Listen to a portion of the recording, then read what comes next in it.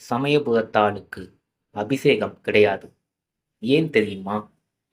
உலகை ஆள்பவள் மாரியம்மன் என்றாலும் உறையூரின் காவல் மற்றும் எல்லை தெய்வம் செல்லாண்டியம்மன் ஆகையால் இங்கு முதல் பூஜை அவளுக்கு கொடுத்த பின்னரே தனக்கான பூஜை வழிபாடுகளை ஏற்றுக்கொள்கிறாள் சமயபுரத்தாள்.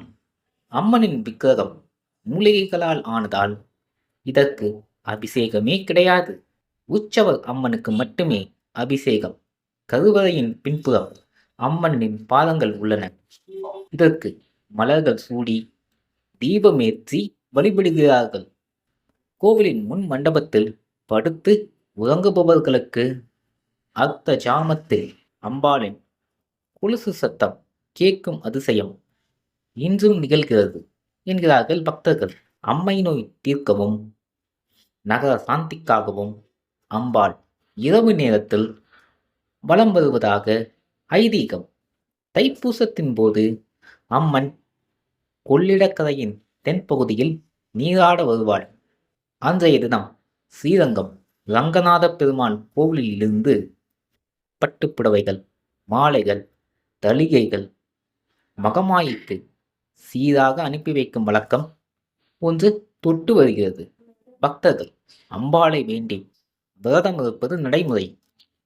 ஆனால் இங்கு பக்தர்களுக்காக அம்மனே விரதம் இருக்கிறாள். இது பச்சை பட்டினி விரதம் எனப்படுகிறது.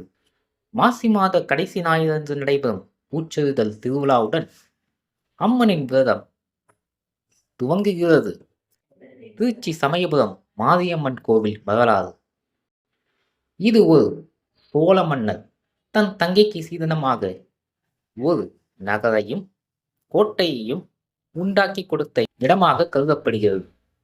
பிற்காலத்தில் பாண்டிய மன்னர்களின் படையெடுப்பால் அவை அழிந்து வேம்பு காடாக மாறியதாகவும் தொடர்ந்து அங்கு அம்மன் கோவில் உருவானதாகவும் கூறப்படுகிறது.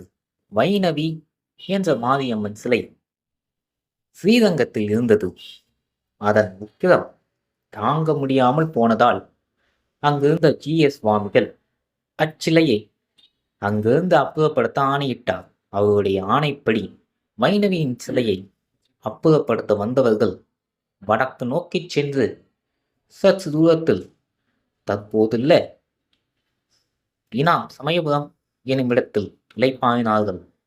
பிறகு அதனை எடுத்துக்கொண்டு தென்மேற்காக வந்து தற்போதுள்ள மாரியம்மன் கோவில் அமைந்துள்ள கண்ணனூர் மேட்டில் வைத்துவிட்டு சென்றனர். அப்போது காட்டு வழியாக சென்ற வழிப்போக்கர்கள் அச்சிலையை பார்த்து அதிசயப்பட்டு அக்கம் பக்கத்தில் இருந்த கிராம மக்களை கூட்டி வந்து அதற்கு கண்ணனூர் மாரியம்மன் என்று பெயரிட்டு வழிபடத் தொடங்கினர். அக்காலகட்டத்தில் விஜயநகர மன்னர் தென் நாட்டின் மீது படையெடுத்து வந்து கண்ணனூரில் முகாமிட்டார்கள். அப்போது மாரியம்மனை வழிபட்டு தாங்கள் தென்னாட்டில் வெற்றி பெற்றால் அம்மனுக்கு கோவில் கட்டி வழிபடுவதாக சபதம் செய்தார்கள்.